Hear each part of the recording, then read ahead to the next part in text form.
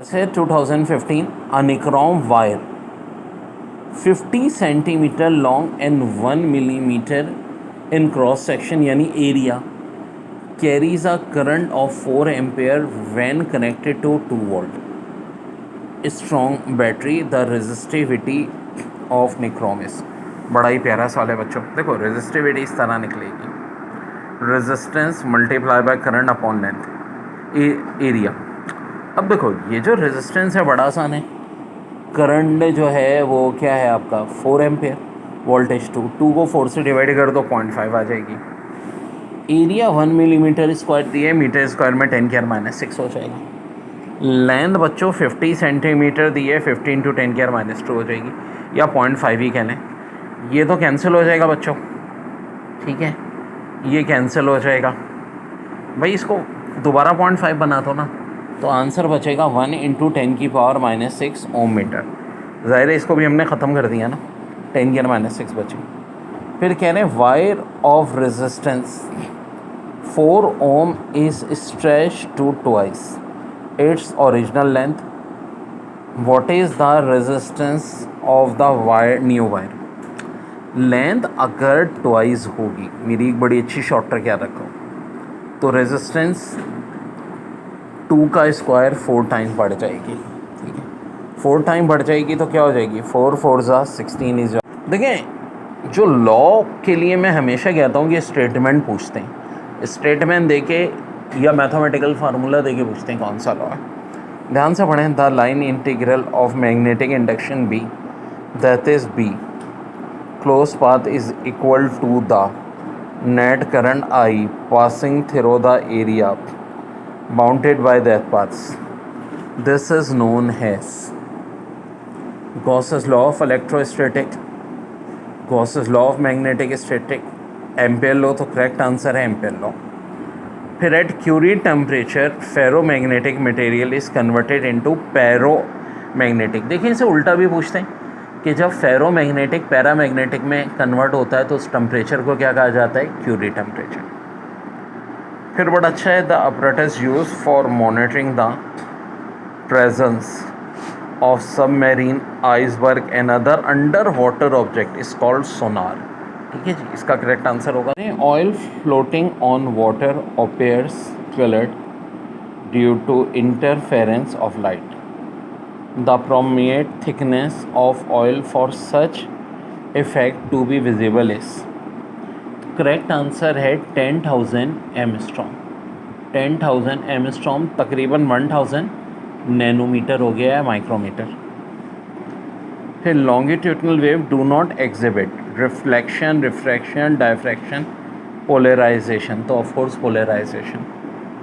फिर when light is refractive into passing from air into glass it speed decrease and wavelength decrease. जनाब यही answer है, सुन लें. Frequency तो चेंज नहीं होती. अब फार्मूला होता है v = f लैम्डा. वेलोसिटी कम होती है तो उसके नतीजे में ऑफ कोर्स लैम्डा भी कम होगा. तो दोनों चीज़ें, स्पीड और वेवलेंथ कम होगी. ये बहुत अहम सवाल है, हर MD गेट में फिजिक्स में आता है. फिर in photo electric effect experiment the stopping potential is determine.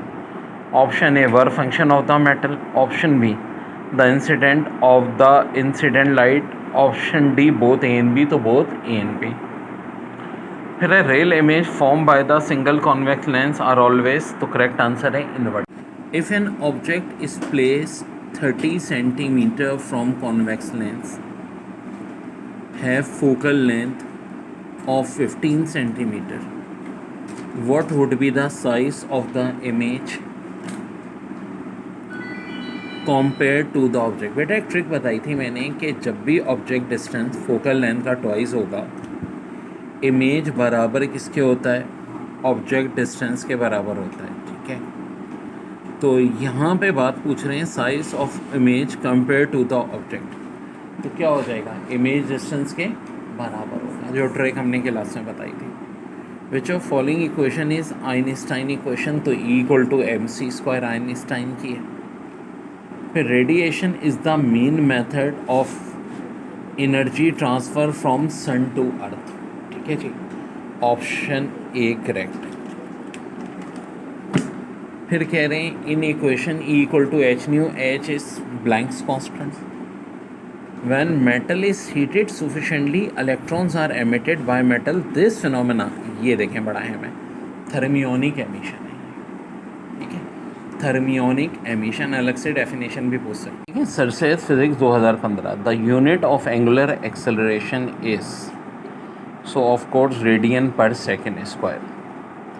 फिर कह रहे हैं डायमेंशन ऑफ एंट्रोपी, तो यार देखो एंट्रोपी होती है एनर्जी अपॉन टेम्परेचर, एनर्जी की dimension M L square T minus two और टेम्परेचर की के, तो M L square T minus two K minus, ये वाला ऑप्शन हो जाएगा, इसका ये हो जाएगा। जनाब, a body travelling in a circle at constant speed, देखो कांस्टेंट स्पीड होती है तो कुछ लोग कहते हैं एक्सेलेरेशन नहीं होता, बिल्कुल जनाब, लेकिन सेंट्रीपिटल एक्सेलेरेशन तो होगा, और उसकी डायरेक्शन कहाँ होगी, invert radial. Ultraviolet waves are use for steering liquid solution because they do not produce noise during the operation, are easy to produce, do not produce chemical liquids in the solution, can produce perfectly homogeneous solution. Option D is the correct. फिर कहने हैं hollow metal spare, देखो ये class में करवाए थे ये सारे सवाल। At radius 5 centimetre its charge such that potential on its surface is 10 volt, the potential of the centre of the circle, तो ये क्या हो जाएगा 0। सरसेत यूनिवर्सिटी के पास पेपर के सोल्यूशन की प्लेलिस्ट में सारे ही मौजूद हैं भाई।